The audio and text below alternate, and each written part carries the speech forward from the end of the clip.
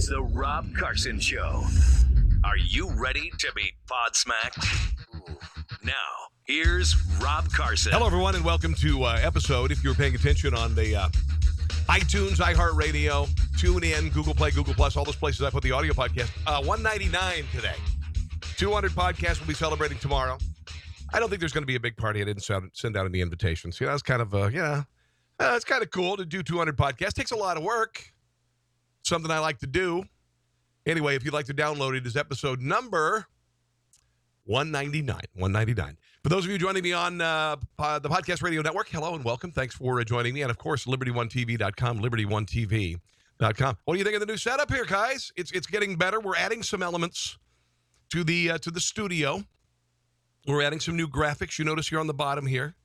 You'll notice up here. Now, we've got this cool, see this right up here? That is my politically incorrect swag line. And it will be showing you all of the designs as the show progresses. If you want to order, just go to that website up there, okay? tpublic.com/user/conservatees. T-shirts right now only $14, normally $24. That's kind of cool. And then you can have some of the designs put on tons of cool stuff. So check it out. And become a member of LibertyOneTV.com if you wouldn't mind, guys. Because we've got a lot of hardworking people here and a lot of people who love their freedom of speech.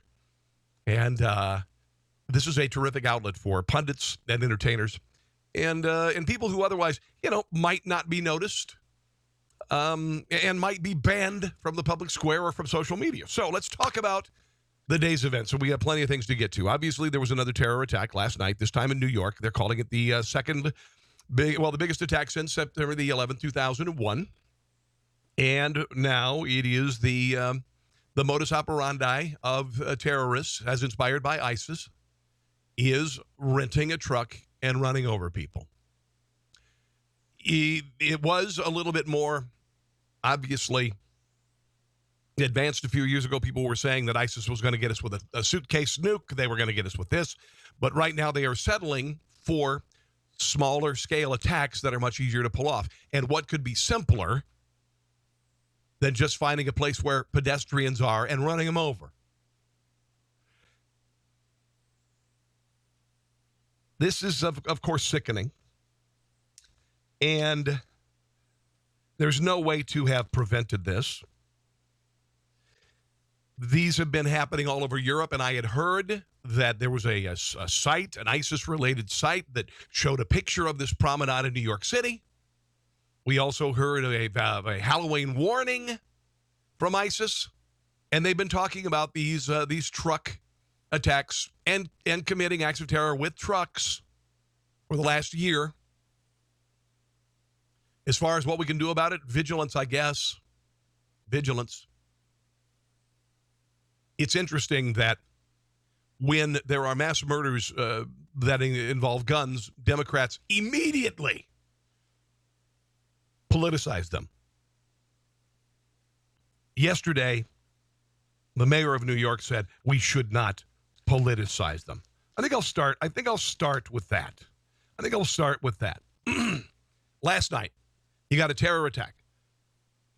You got a bunch of people who are already last night on MSNBC and the other networks, the other lib networks, afraid to say that this is Islamic terror, even though this is how they react. And by God in heaven, can we just effing maybe immediately think it could be radical Islamic terror since, well, let's just say it right now.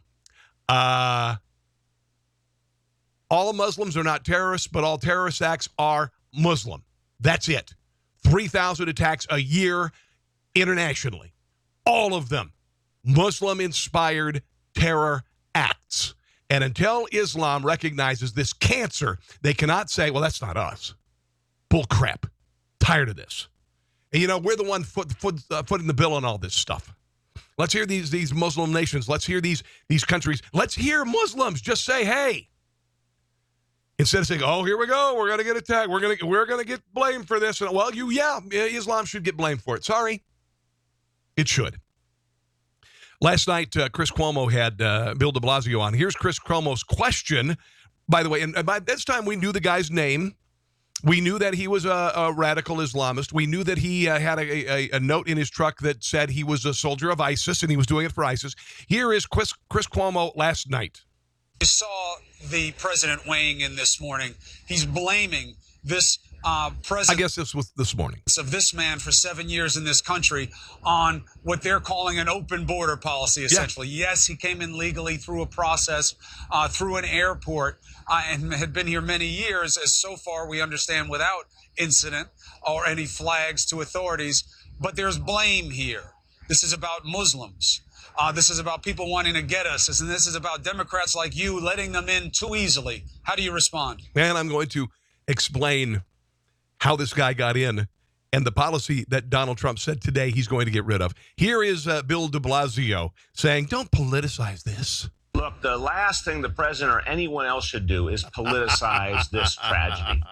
We have to find out what happened here. That work's going to be done by the FBI, by the NYPD, and all of our partners to determine exactly who this man is. By the way, the same NYPD that you have maligned to the point that they turn their backs on you when you attend their funerals. Moved him to this horrible act. What's going on here? Is there any bigger ramification? That's what we should be focused on. Yes. But look, in the end, don't politicize. The last thing we should do is start casting aspersions on whole races of people or whole religions or whole nations. That only makes the situation worse. How many more years of this do we have to hear? Every time one of these things happens, every time one of these damn things happens, we have these apologists, a-holes, who are the cause of it.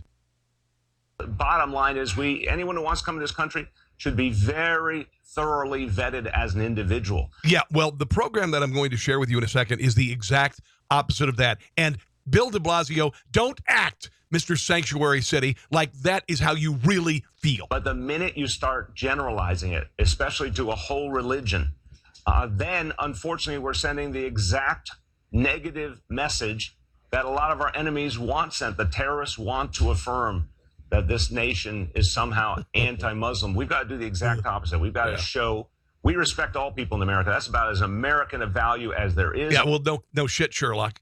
We've been doing that for decades. Years and years and years we've been doing that. Our Constitution says it. Our history says it. We respect all faiths. When we send that message, it helps us in this country, in this world. It helps us fight terror. It helps us have the high ground. Yeah, whatever. You know what? It isn't going to mean anything. It doesn't mean a damned thing to these terrorist organizations.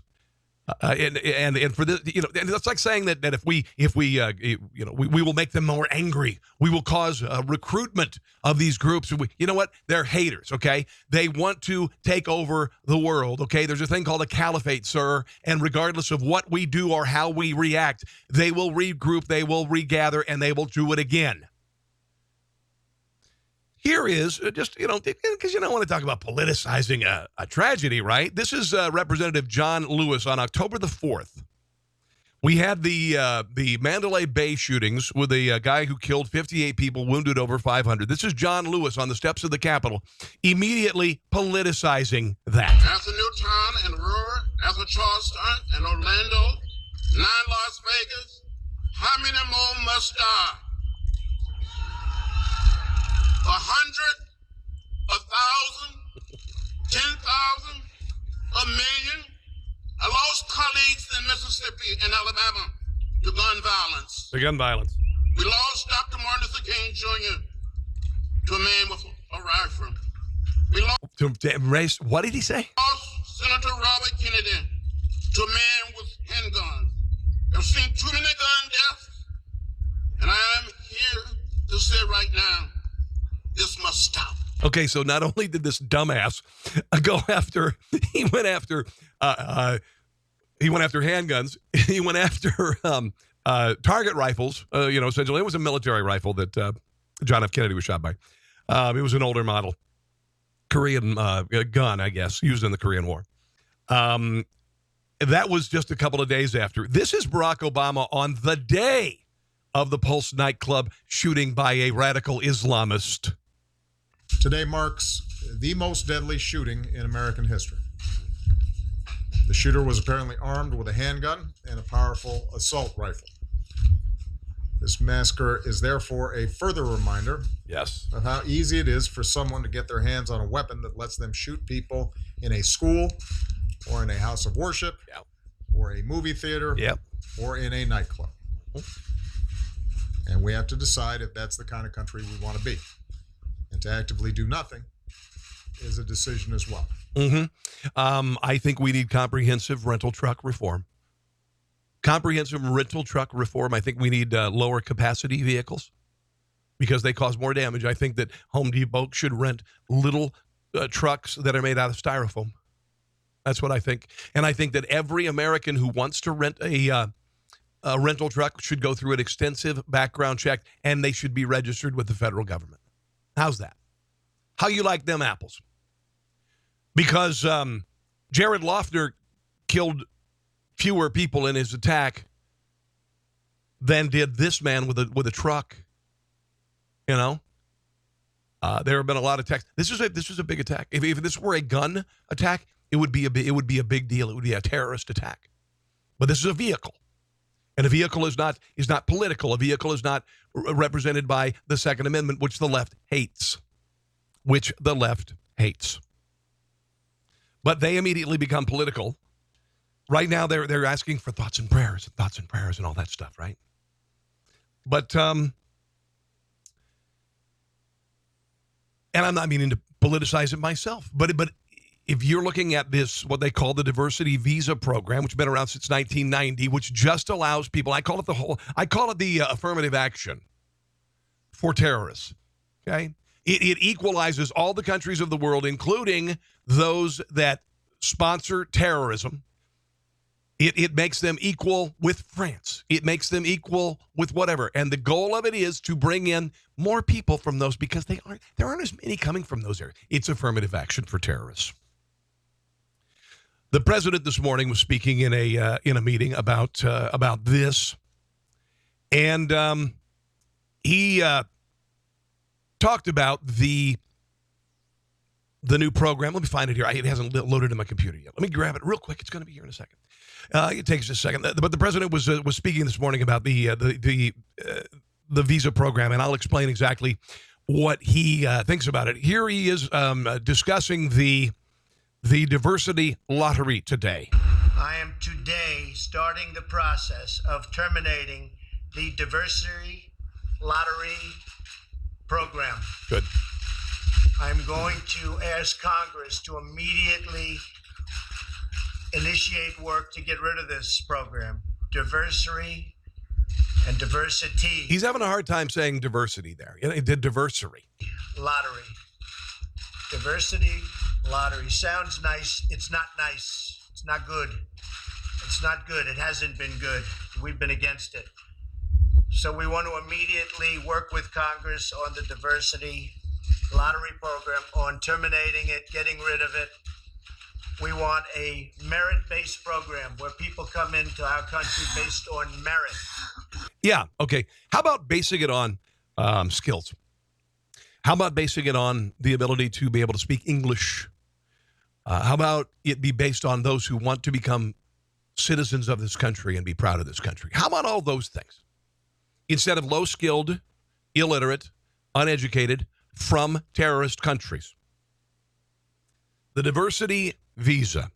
Texas GOP Representative Mike McCall was on Fox and Friends this morning talking about the diversity visa. And who comes from Uzbekistan like this terrorist, by the way? They have sent thousands of foreign fighters to fight in Afghanistan and with ISIS in Iraq and Syria. They have Muslim extremists there. The lottery system, I've always been against it because it's a random system to bring people into the United States. It's not merit-based, completely random. Yeah. I've been working with Chairman Goodlatte of Judiciary to abolish this program and put a merit-based system into the United States immigration program.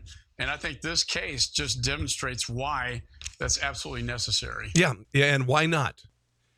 Why not? Colleges expect to get the best of the best. You have to have a certain GPA. You have to have a certain ACT score, all of these things. But getting into what is the greatest engine for freedom and economic growth in the history of mankind. Oh, no, come on in, man. We need some more people from Uzbekistan. More people from Uzbekistan. Oh, by the way, and a lot of terrorists come from Uzbekistan. There's a little bit more from Representative Michael McCall. Giuliani and Judge Mukasey and I wrote a memo to then candidate Trump calling for higher vetting in high threat areas And eventually the travel ban came out of that. But what we meant was, why aren't we, scrutinizing people over there before they can even get into the country with a higher vetting system, putting ICE agents over in consulate and embassy offices? This case, again, kind of cries out for that legislation, but also that policy. And I think it's high time that we do this. Yeah, and you know what? It's not about affirmative action. It's about, and it's not about the people we're bringing in here. It's about, yes, bringing people in the country, but keeping the people who are already here safe. And when your immigration policy harms people who are naturalized citizens or were born here, then that's a problem. That's a real problem. Oh, by the way, last night there was debate about whether this guy was really an Islamic terrorist. And he got out of the van or the truck and was yelling Allahu Akbar, Allahu Akbar. Jake Tapper last night. I don't understand the mentality in the horror of something like this. To have after every and during every terror attack in the world, you hear Allahu Akbar, and he has to say that Allahu Akbar it's not only used for terrorist attacks, guys. Shimon Prokupis has some breaking news that might bear on your take on this horrific incident. That's right, Jake. So we're told, I'm told by 3 sources now that the NYPD and the FBI are investigating this as a terrorism incident. Our understanding is that according to witnesses who police have now talked to, they're telling police that they heard this driver yelling Allahu Akbar during this incident, which is now leading authorities to believe that this is as a result that this is now a terrorism case. And I'm just getting out there now. The FBI is taking over this case because it appears now that this is terrorism. The Arabic chant, Allah Akbar, God is great. Sometimes said under the most beautiful of circumstances, and too often we hear of it being said in moments like this. Why the hell did you need to say that? I mean, why the hell did Jake Tapper need to say that after this? It's a terrorist attack. He said, Allahu Akbar, terrorist, lots of death, lots of destruction. Yes, but Allahu Akbar is not always used. It's sometimes used in very beautiful circumstances. Thanks. Okay, now back to the carnage. Just honestly, I don't. Yes, I do. I do get the left. They're self-loathing, self-hating. They would rather have their own die than be anti-diversity, to be quite honest. The whole Diversity Lottery Act, the Diversity Visa, came out in 1990. And Republicans signed off on it, okay? President George W. Bush signed off on the damn thing. Chuck Schumer supported in 1990 the diversity visa program, the New York Democrat and then House member. They passed the Measure 264-118 with support from 93 Republicans. Signed into law by George W. Bush. Slightly more than 1 million people have entered the U.S. under the program. 24,000 have entered from Uzbekistan. You got to have no criminal record, come from a country not on the list for state-sponsored terrorism. However, critics for years have argued that potential terrorists could easily move from their birth country to a country not on the list, such as Congo, Niger, or Turkey. And also in these third world hellholes that they're coming from, there's no way to really determine whether or not they have a high school diploma. So it has major loopholes in it, and it needs to be shut down. It needs to be shut down. It has not been good for us. U.S. Guy last night, MSNBC's Malcolm Nance. This guy, he's supposed to be a U.S. intelligence for over 36 years, identifies himself as an expert terrorist strategy, tactics, ideology, torture, and Russian cyber expert. And he had to say this, right after the attack happened. First of all, that this was not necessarily a terrorist attack, even though it had all the signals. What it is you are seeing the physical manifestation of a cult ideology. And what you're seeing is not Islam whatsoever. None of this. How many cults are there involved in Islam? Because in 3,000 terror attacks around the world, that's think that's more than just a cult here a cult, there a cult, everybody a cult. Is condoned, including the, sacrificing and getting yourself killed at the end of a terrorist attack. None of that is Islamic. It's anti-Islamic. Okay, now what about, you got the terror attacks, okay? You've got the public executions. You've got the female genital mutilation. You've got the subjugation of women, the torture of women. You've got the honor killings of women. All of these things coming from a religion that's, this must be cult behavior. I'm going to tell you, a religion is drenched in this stuff.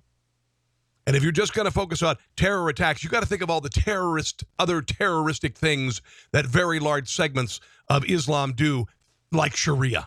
And what you're seeing is these people have created a belief system in which mass murder, as we saw in 9/11 and as we've seen all throughout the Middle East, they kill more Muslims than anyone else, where mass murder is their act of worship. And that's just cultism. And there's virtually no way to stop it once it gets in the mind of one individual. One individual, or tens of millions of them. And here's this doofus going, and I don't understand. I guess ideology trumps knowledge. Because this guy, he said he's been in the intelligence community for 36 years. How could you be this stupid?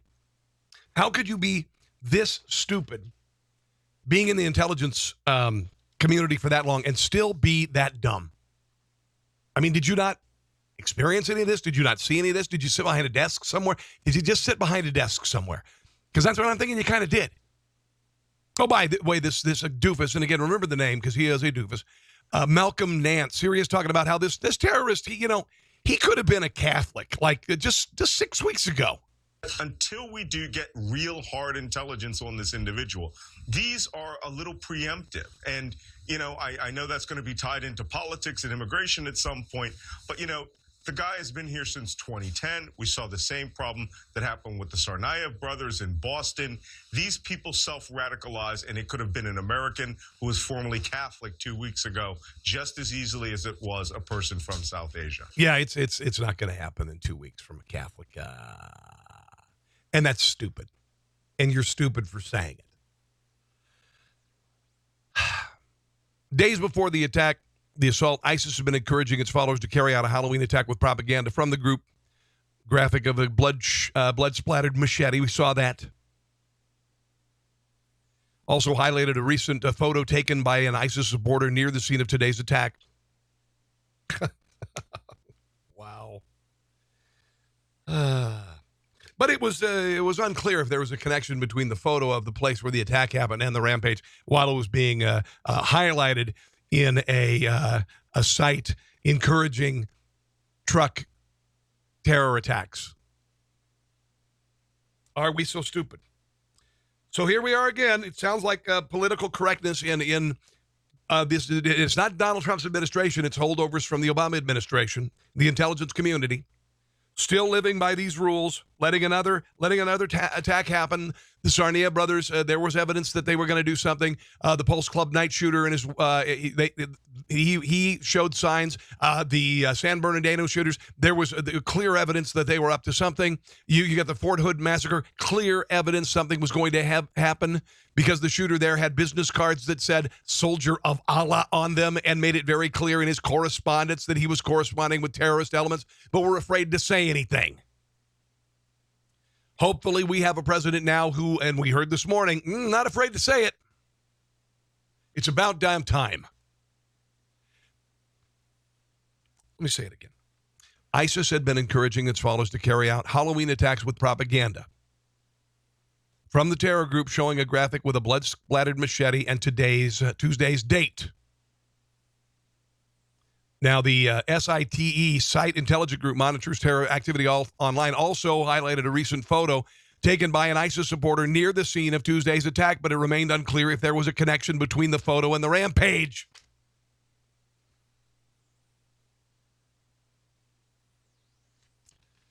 Two sources told Fox News that Saipov, this guy's name was Sayfullo Saipov, I guess, popped up in connection with a handful of individuals who were known to law enforcement when investigators ran his name through their databases after Tuesday's attack.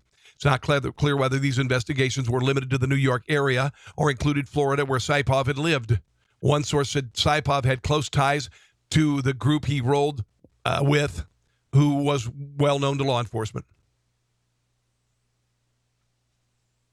I don't know how many times we got to hear this.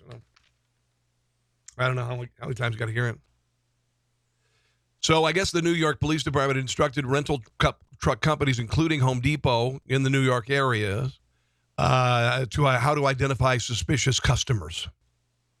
The NYPD spoke with 148 truck rental businesses multiple times over the last year.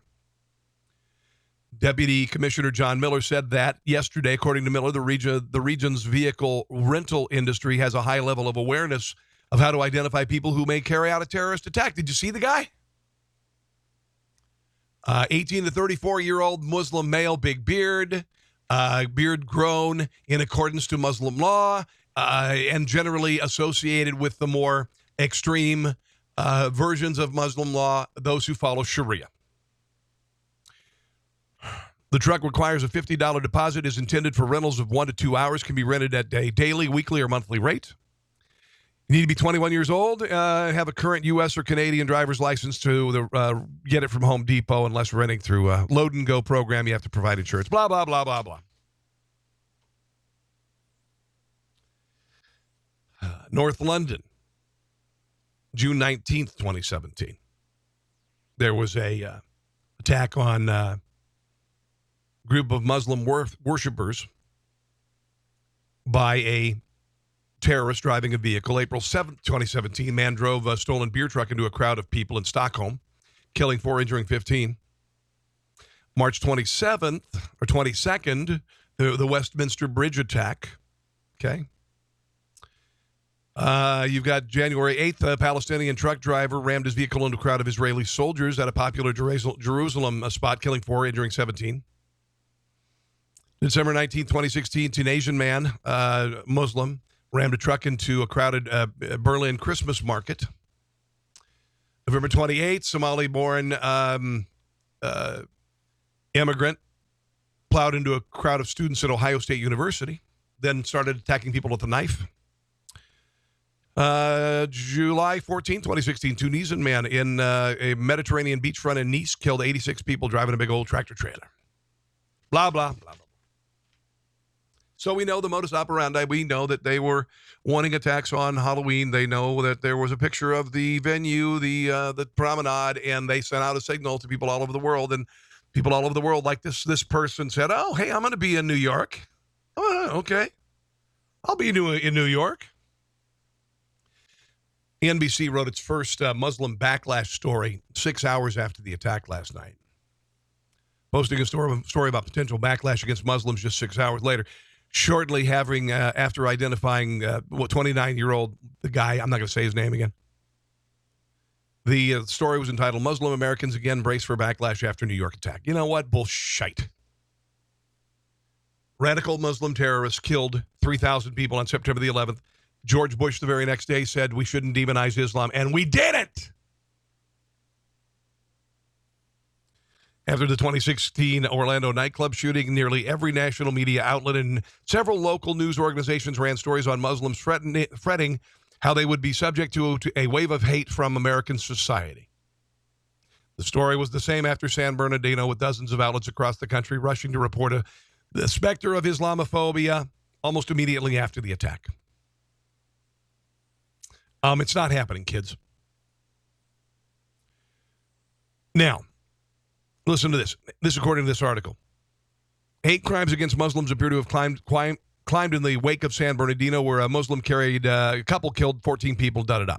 This according to data compiled by the Council on American Islamic Relations, which is a radical, leftist, terrorist-tied, Muslim Brotherhood-tied organization who says that there are terrorist attacks or hate incidents and makes them up. And they also report fake hate attacks as real hate attacks. They say that hate incidences against Muslims have rose 44% since last year, going from 180 incidents in 2015 to 260 in 2016. They're full of crap. Their data is bullcrap. It's like the Southern Poverty Law Center. It's tainted with politics. And it does, it's not correct. And it assumes the worst of us. It assumes the worst of you and me. You and I, and there are people, yes, them damn Muslims, we got to get them out. And there are some people like that. But by and large, most Americans say, no, we know. Now, I'm going to tell you something. If I see a bearded Muslim wearing Muslim garb climbing into a Home Depot truck, hell yeah, I'm going to look at that. I am not ashamed of that, and I was not ashamed to look at people with suspicious behavior when they were getting on airliners right after 9/11 either, and I still do. Do you just want to be a sheep? You just want to be a sheep? Is that it? I don't want to be a sheep. I'm not going to be a sheep, and I'm not afraid to say that there are people in the world who belong to certain groups and certain groups that have a lot more than the average group of terrorists within them, and that would be Islam. Where are the drives and the marches? Where is the movement every time a thing like this happens? Where are the candlelight vigils being held by Muslims after these events? Where are the candlelight vigils at mosques around the country for the victims of this terror attack? Where are the Muslims speaking out other than saying, well, here we go again, we're going to get attacked? Where's that? Where's that? Let's move on to some other stuff. Now, you may recall Ed Gillespie, he's running for governor in Virginia, and he's running against a Democrat named Ralph Northam. And there was a group that bought an ad, a victory fund, the Latino Victory Fund bought an ad that featured a stereotypical, I guess, redneck driving a pickup truck, has a Gadsden bumper sticker up, or not a bumper sticker, Gadsden license plate, has a Dixie flag in the back, and he is driving around the street, and there are kids of color and ethnic origin, and they see this guy, and they start running, and they run, and then pretty soon there are four of them, and they're running, and they go to a chain link fence, and they start to climb, and right before they're smashed, presumably, they wake up and realize it's a nightmare because of Ed Gillespie being elected to office. It's a nightmare. The ad has since been pulled. This is the word from this organization, Latino Victory Fund. They say that given recent events, we'll be placing our other powerful ads into rotation. That highlighted the reasons we need to elect progressive leaders in Virginia. Of course, they were defending the ad right before a bunch of people were crushed to death in New York City. Okay. According to the Root, the ad was intended to recall the attack in Charlottesville, but the image of the truck threatening to mow people down in the street suddenly has another reference point after today's attack. Of course. In recent weeks since a poll was conducted, progressive groups have worked to tie Gillespie to Trump. Mike Bloomberg has spent a bunch of money in the state of Virginia to make sure that a Democrat is elected there, even though Terry McAuliffe has done a lousy job as the governor of Virginia. Ed Gillespie and his wife were disgusted by the ad. And he said basically that it brazenly connected the Republican to white supremacists in Charlottesville. He said his fundraising has tripled since the ad started running, which I think is great. He said, it's not just my supporters who are under attack here. It's all those good, decent Virginians who may not agree with me, but understand that it is not good for the Commonwealth of Virginia, that this kind of political attack and these smear campaigns are not good to the country, and they're not good for the Commonwealth. And they're not. This is the first time that a group of supporters was really attacked. This was the group of supporters of a politician were attacked, not just the politician. And that's very, very, very problematic. To attack a group, and here they are. This is funny. So they're going to attack all conservatives who pick up driving rednecks who want to run over people. But but they immediately say, "Oh, don't say that all Muslims are violent." Well, we don't. But you're saying that all conservatives in the state of Virginia have the potential to be redneck, Trump-supporting people who want to kill children, who are ethnic. It's kind of an interesting story. Top Iranian military commander has launched has threatened, I should say, to launch ballistic missile attacks in the U.S. in the region amid a public effort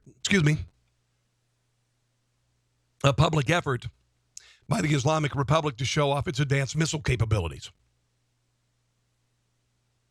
Isn't that kind of curious to you? Iranian leaders disclosed that their advanced ballistic missile technology, which could be used as part of a nuclear weapons program, is sophisticated enough to strike the U.S. and their forces up to 1,300 miles away. The head of Iran's Islamic Revolutionary Guard Corps, or IRGC, announced on Tuesday that Iranian missiles already cover all U.S. bases in the region and that Tehran has the ability to increase its missile power even further. Now, wait a second. We were all told that signing the nuclear weapons deal, the nuclear accord with Iran, would ensure that it would end or delay their nuclear weapons program. And I had also assumed that if they were following the details of this accord, how could these people say today they have the capability now to shoot weapons with nuclear tips on them 1,300 miles when the nuke deal was in charge and that was supposed to stop? That was supposed to be halted or delayed. It sounds to me like, maybe I'm thinking too much. It sounds to me like the Iranians signed a deal and then immediately started breaking it behind closed doors. I could be wrong. And I think that a lot of people were saying they were going to do that. And those people would be me and conservatives. State Department official told the Free Beacon that Iran's continued pursuit of ballistic missile technology violates United Nations Resolution 2231, which the United Nations resolutions are so valuable, which codifies the nuclear agreement, which was the agreement between Barack Obama and Iran, and includes bans on Tehran's development of such equipment. It's just Neville Chamberlain, people. Neville effing Chamberlain. Congressional critics of the Iran deal continue to maintain the Obama administration misled lawmakers about the nature of restrictions on Iran's ballistic missile program, guaranteeing during negotiations over the landmark agreement that such activity would be fully halted, but obviously it was not, because now they're capable. 10 months into the Trump administration, and by the way, you don't just build a nuclear weapons program with ballistic missile technology in 10 months. So it's not because Donald Trump is in office. It's because they never stopped working on it, even though they signed the accord. Wow, how stupid did they think we are? Well, obviously, we have a lot of stupid Democrats. There was a big rally in Washington, D.C. I don't know if you knew about this. This was November the 12th, shortly after the election of Donald Trump. 10,000 people indicated on Facebook they would attend a noon rally in New York, Union Square to Trump Tower.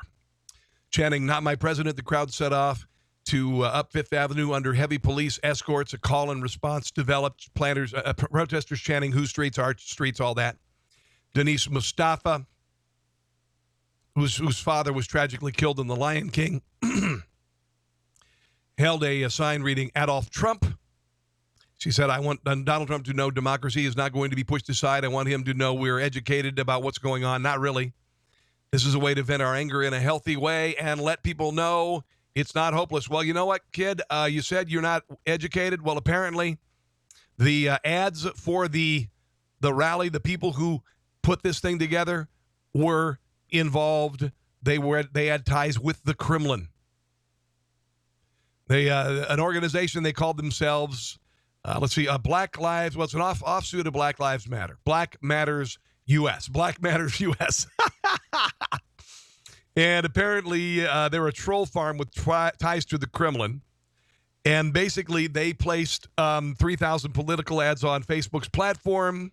They operate 470 accounts and appear to have attempted to influence the perspectives of Americans during the 2016 elections, and apparently also organized the rally. So how educated are you? You followed the marching orders of the Kremlin to go to a rally against Trump. Bravo! Bravo! Wow. Oh, it's so funny. It's so funny. There's just so much going on in the world. There's just so much going on. I've got a few more stories I want to get to here real quick. Free speech in America. I saw this, and I'll try to get to some of this today. Cato 2017 Free Speech and Tolerance Survey. 2,300 Americans finds that 71% of Americans believe that political correctness has silenced important discussions our society needs to have. Then why the hell are these, the people who are purveyors of political correctness still allowed to destroy free speech in this country? 58% of Americans believe the political climate prevents them from sharing their own political beliefs.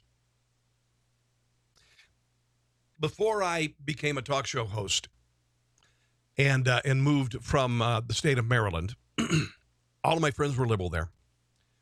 And I generally, in mixed conversation, would have to keep my political views quiet because I would get savaged by my liberal friends.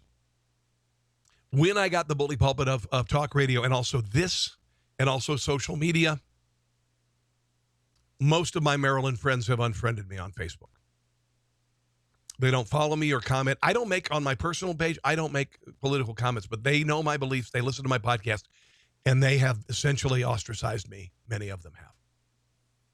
And it's sickening because they were dear friends of mine. But because I can now express myself, they don't like it.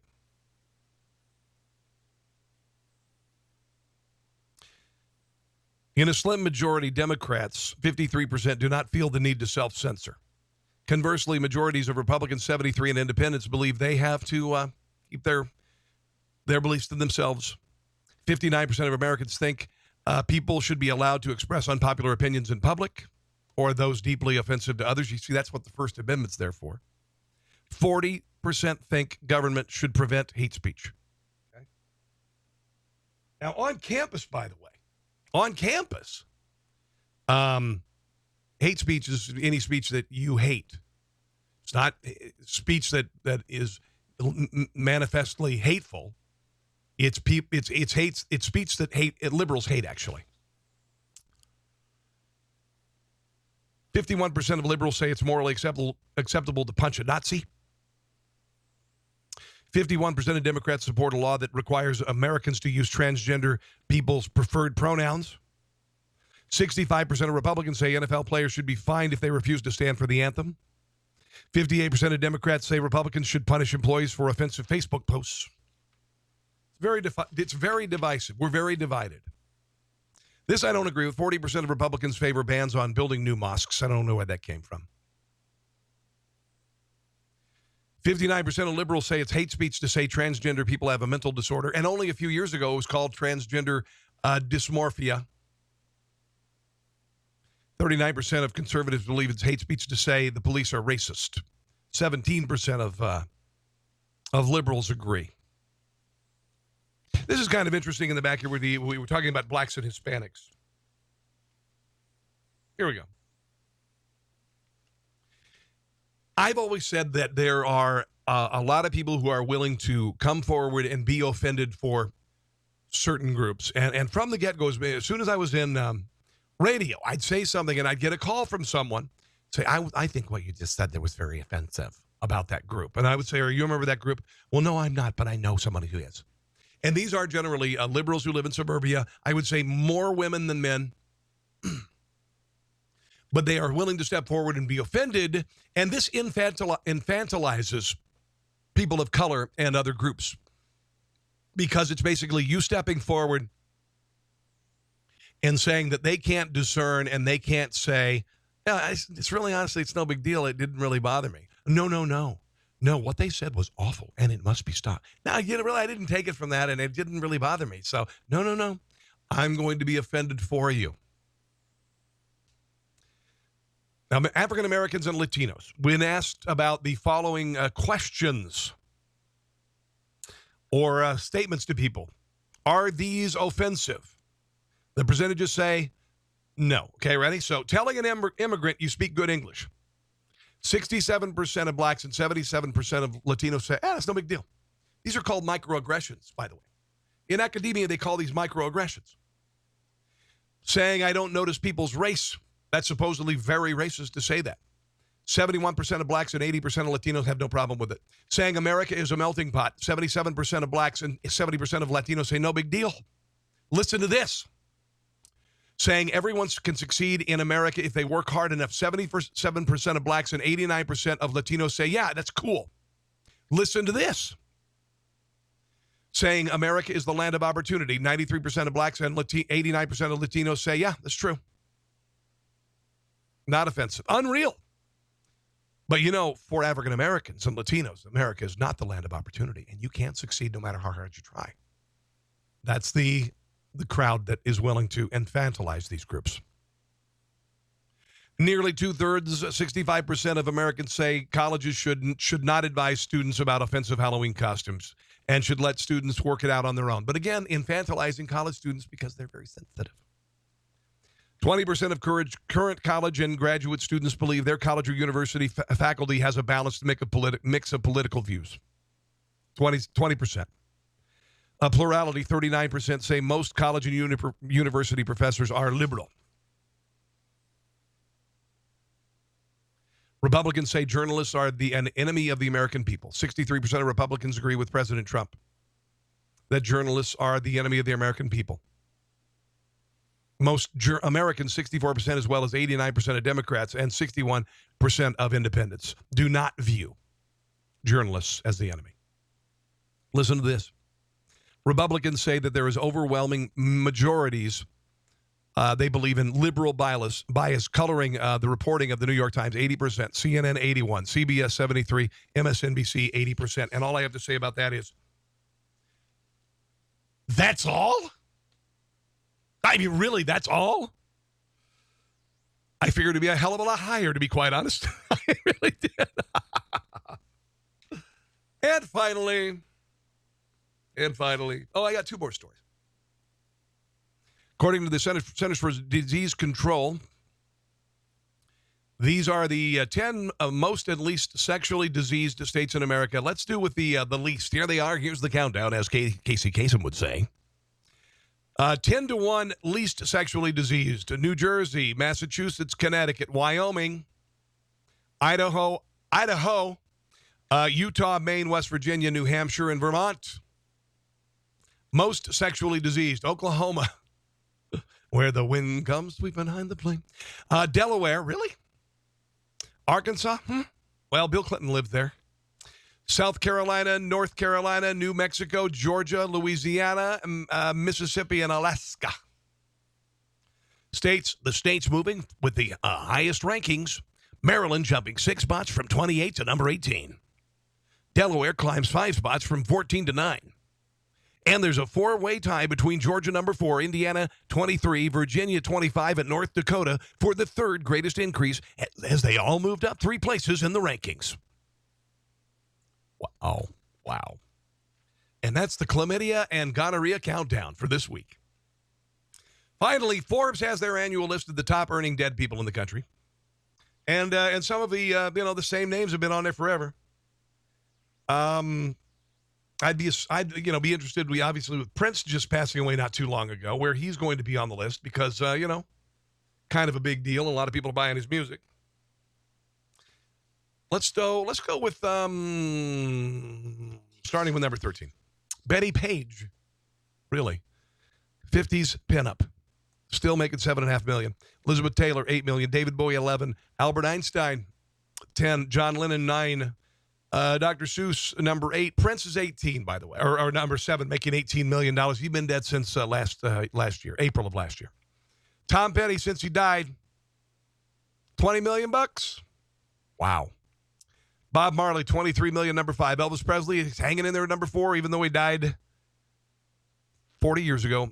Charles Schultz from Peanuts, number 2. Arnold Palmer, dead since September last year, made $40 million so far this year. And number 1 is Michael Jackson, baby. Michael Jackson, dead since 2009. All right. Time for me to go, guys. I've enjoyed the conversation with you today. If you want to download my podcast for audio, it is available on iTunes, iHeartRadio. Tune in, Player FM, let me see, Google Plus, Google Play, YouTube, all of those things. Of course, you can listen to me live on Podcast Radio Network. And, of course, see me right here. The studio's getting better. I'm adding some elements, so we're going to be adding some more cool stuff as well. I hope you enjoy the take that I have on things here, guys. And again, I would encourage you, if you could, either order a T-shirt or a hoodie or whatever with one of the many designs you'll see up here, right up here. One of the many designs up here. And we've got 63 designs now because it's helping me and a good buddy of mine, my designer, make a little money and pay the bills. And then, of course, becoming a member of Liberty One TV, 33 cents a day, $10 a month, $99 a year. You can also become a sponsor and be on all of them, okay, all of these podcasts. And if you want to advertise with me on this podcast, I'll put your logo up here. I'll put your logo up here, and I'll give you a live endorsement. How's that sound? Heard nationwide, by the way. Heard nationwide. In the meantime, thoughts and prayers with the victims of those who died and were injured in New York, obviously. Have a terrific day. God bless you, and I'll see you tomorrow. Thanks for listening to The Rob Carson Show. Friend him on Facebook at Carson Show, on Twitter at Rob Carson, and on Instagram, I think Facebook and Twitter are enough for now. We'll see you soon.